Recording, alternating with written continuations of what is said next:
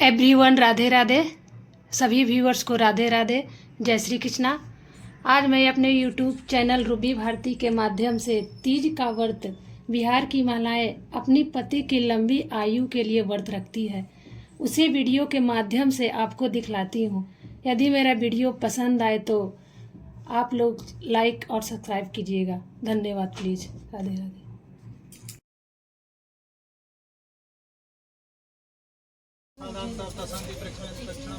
समर्पयामि। 50 रुपये दे दीजिए, 100 रुपये ले लीजिए।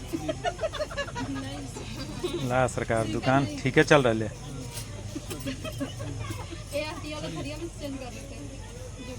सबको ले लिया ना। अच्छा फूल। अब सुनिए, हरितालिका तीज व्रत कथा। एक बार भगवान शिव ने पार्वती जी से उनके पूर्व जन्म का स्मरण कराने के उद्देश्य से इस व्रत के महात्म्य की कथा कही थी। श्री भोले शंकर बोले, हे गौरी, पर्वतराज हिमालय पर स्थित गंगा के तट पर तुमने अपनी बाल्यावस्था में 12 वर्षों तक अधोमुखी होकर घोर तप किया था। इतनी अवधि तुमने अन्न न खाकर पेड़ों के सूखे पत्ते चबाकर व्यतीत किए। माघ की विकराल शीतलता में तुमने निरंतर जल में प्रवेश करके तप किया। वैशाख की जला देने वाली गर्मी में तुमने पंचाग्नि से शरीर को तपाया। श्रवण की मूसलाधार वर्षा में खुले आसमान के नीचे बिना अन्न जल ग्रहण किए समय व्यतीत किया। तुम्हारे पिता तुम्हारी कष्ट साध्य तपस्या को देखकर बड़े दुखी होते थे, उन्हें बड़ा क्लेश होता था। तब एक दिन तुम्हारी तपस्या तथा पिता के क्लेश को देखकर नारद जी तुम्हारे घर पधारे।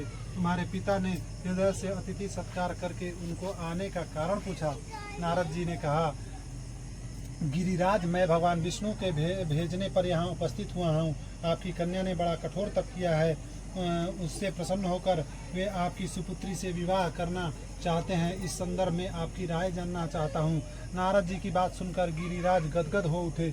उनके जो जैसे सारे क्लेश ही दूर हो गए। प्रसन्नचित होकर वे बोले, श्रीमान, यदि स्वयं विष्णु मेरी कन्या का वरण करना चाहते हैं तो भला मुझे क्या आपत्ति हो सकती है।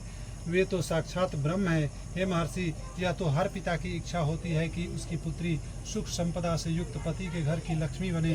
पिता की सार्थकता इसी में है कि पति के घर जाकर उसकी पुत्री पिता के घर से अधिक सुखी रहे। तुम्हारे पिता की स्वीकृति पाकर नारद जी विष्णु के पास गए और उनसे तुमने ब्याह के निश्चित होने का समाचार सुनाया। मगर इस विवाह संबंध की कथा जब तुम्हारे कान में पड़ी तो तुम्हारे दुख का ठिकाना न रहा।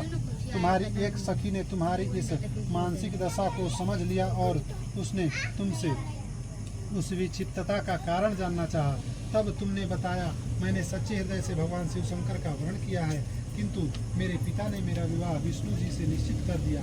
मैं विचित्र धर्म संकट में हूँ, अब क्या करूँ। प्राण छोड़ देने के अतिरिक्त अब कोई भी उपाय शेष नहीं बचा है। तुम्हारी सखी बड़ी समझदार और सूझबूझ वाली थी। उसने कहा, सखी, प्राण त्यागने का इसमें कारण ही क्या है। संकट के मौके पर धैर्य से काम लेना चाहिए। नारी के जीवन में सार्थकता इसी में है कि पति रूप में हृदय से जिसे एक बार स्वीकार कर लिया, जीवन पर्यंत उसी से निर्वाह करे। सच्ची आस्था और एक निष्ठा के साथ तो ईश्वर को समर्पण करना पड़ता है। मैं तुम्हें घनघोर जंगल में ले चलती हूँ, जो साधना स्थली भी हो, और जहाँ तुम्हारे पिता तुम्हें खोज भी ना पाए, वहाँ तुम साधना में लीन हो जाना। तुम्हें विश्वास है कि ईश्वर अवश्य ही तुम्हारी सहायता करेंगे। तुमने ऐसा ही किया। तुम्हारे पिता तुम्हें घर पर न पाकर बड़े दुखी तथा चिंतित हुए। वे सोचने लगे कि तुम जाने कहाँ चली गए। मैं विष्णु जी से उनका विवाह करने का प्रण कर चुका हूँ। यदि भगवान विष्णु बारात लेकर आ गए तो कन्या घर पर न हुई तो बड़ा अपमान होगा। मैं तो कहीं मुंह दिखाने के योग्य भी नहीं रहूँगी। यह सब सोचकर गिरिराज ने जोर शोर से तुम्हारी खोज शुरू करवा दी। इधर तुम्हारी खोज होती रही और उधर तुम अपनी सखी के साथ नदी के तट पर एक गुफा में मेरी आराधना में लीन थी। भाद्रपद शुक्ल तृतीया को हस्त नक्षत्र था। उस दिन तुमने रेत के शिवलिंग का निर्माण करके व्रत किया। रात भर मेरी स्तुति गीत गाकर जागी। तुम्हारी इस कष्ट साध्य तपस्या से प्रभाव से मेरा आसन डोलने लगा। मेरी समाधि टूट गई। मैं तुरंत तुम्हारे सक्षम जा पहुंचा और तुम्हारी तपस्या से प्रसन्न होकर तुमसे वर मांगने के लिए कहा। तब अपनी तपस्या के फलस्वरूप मुझे अपने समक्ष पाकर तुमने कहा, मैं हृदय से आपको पति के रूप में वर्ण कर चुकी हूँ। यदि आप सचमुच मेरी तपस्या से प्रसन्न होकर आप यहाँ पधारे हैं तो मुझे अपनी अर्धांगिनी के रूप में स्वीकार कर लीजिए। तब मैं तथा अस्तु कहकर कैलाश पर्वत पर लौट आया। प्रातः होते ही तुमने पूजा की समस्त सामग्री को नदी में प्रवाहित करके अपनी सहेली सहित व्रत का पारण किया। उसी समय अपने मित्र बंधु व दरबारियों सहित गिरिराज तुम्हें खोजते वहां आ पहुँचे।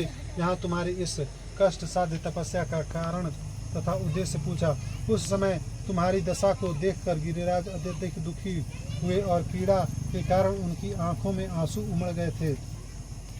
तुमने उनके आंसू पोंछते हुए विनम्र स्वर से कहा, पिताजी, मैंने अपने जीवन का अधिकांश समय कठोर तपस्या में बिताया है। मेरी इस तपस्या का उद्देश्य केवल यही था कि मैं महादेव को पति रूप में पाना चाहती थी। आज मैं अपनी तपस्या की कसौटी पर खरी उतर चुकी हूँ।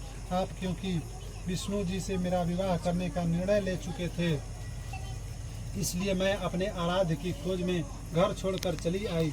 अब मैं आपके साथ इसी शर्त पर घर जाऊंगी कि आप मेरा विवाह विष्णु जी से न करके महादेव जी से करेंगे।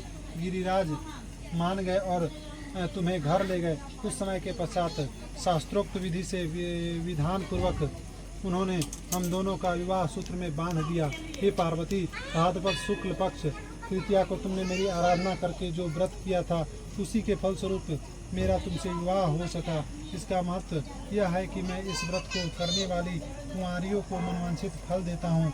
इसलिए सौभाग्य की इच्छा करने वाली प्रत्येक युवती को यह व्रत पूरी एक निष्ठा तथा आस्था से करना चाहिए। प्रेम सोले शंकर भगवान की जय, प्रेम सोले पार्वती माता की जय, प्रेम सोले श्री गणेश भगवान की जय, प्रेम सोले कार्तिकेय महाराज की जय। चलिए अब आरती दिखाइए।